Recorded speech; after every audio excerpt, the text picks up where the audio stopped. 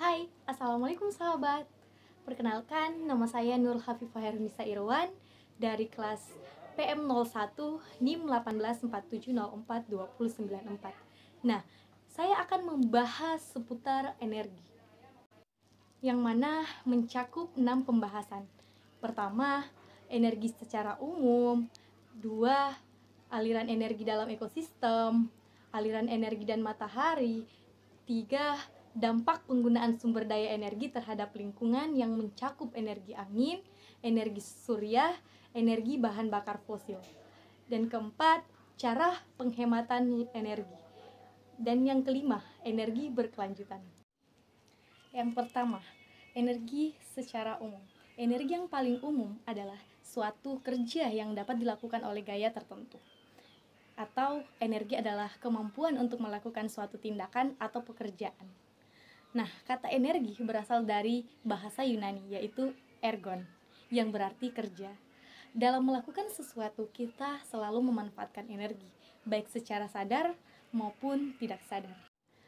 2, aliran energi dalam ekosistem adalah rangkaian urutan pemindahan bentuk energi satu ke bentuk energi lainnya, dimulai dari sinar matahari, lalu ke produsen, konsumen, sampai ke pengurai di dalam tanah. Nah, aliran energi dalam ekosistem yang akan kita bahas saat ini yaitu yang pertama ada rantai makanan, yang kedua ada jaring-jaring, dan yang terakhir adalah piramida makanan.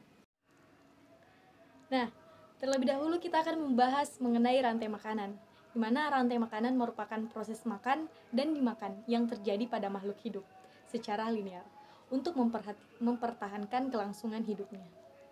Sebagai contoh, pada gambar di samping, di sini ada makanan padi berkedudukan sebagai produsen atau tingkat trofik 1, dan kemudian tanaman padi dimakan oleh tikus sebagai konsumen pertama atau tingkat trofik 2, dan kemudian tikus dimakan oleh ular sebagai konsumen yang kedua, dilanjutkan ular dimakan oleh elang sebagai konsumen ketiga. Kemudian elang mati yang selanjutnya diuraikan oleh dekomposer atau penguraian. Nah, hasil dari penguraian inilah berupa zat mineral yang akan meresap ke dalam tanah. Zat mineral tersebut akan diambil kembali oleh tumbuhan. Inilah yang disebut dengan rantai makanan. Kemudian ada jaring-jaring makanan yang merupakan kumpulan dari beberapa rantai makanan yang saling berhubungan.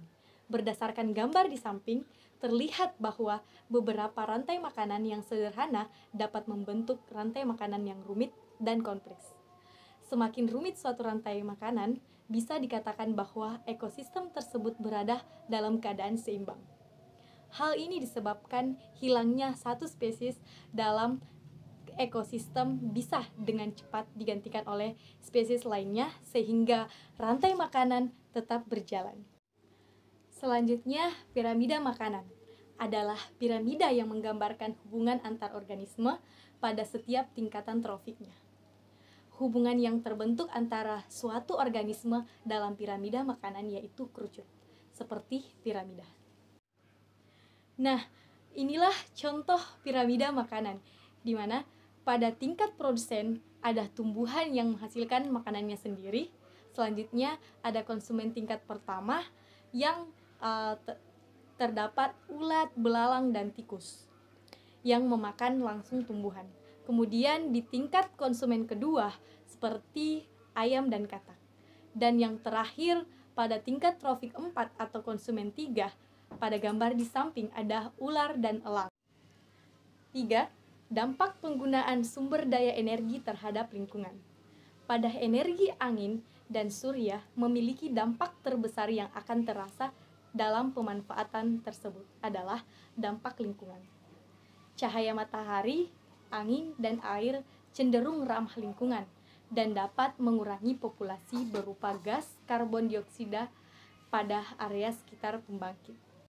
Kemudian, pada penggunaan energi berbahan bakar fosil memiliki dampak yang serius terhadap lingkungan, seperti menipisnya cadangan sumber daya, pemanasan global, hujan asam, dan dampak-dampak turunan yang lain seperti gelombang pasang, perubahan iklim, kerusakan ekosistem, sampai melonjaknya harga minyak, dan lain sebagainya.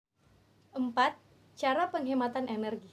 Kita ketahui bahwa penghematan energi merupakan cara yang bijak untuk mengurangi kerusakan lingkungan sebagai bagian dari masyarakat. Itu adalah kewajiban kita.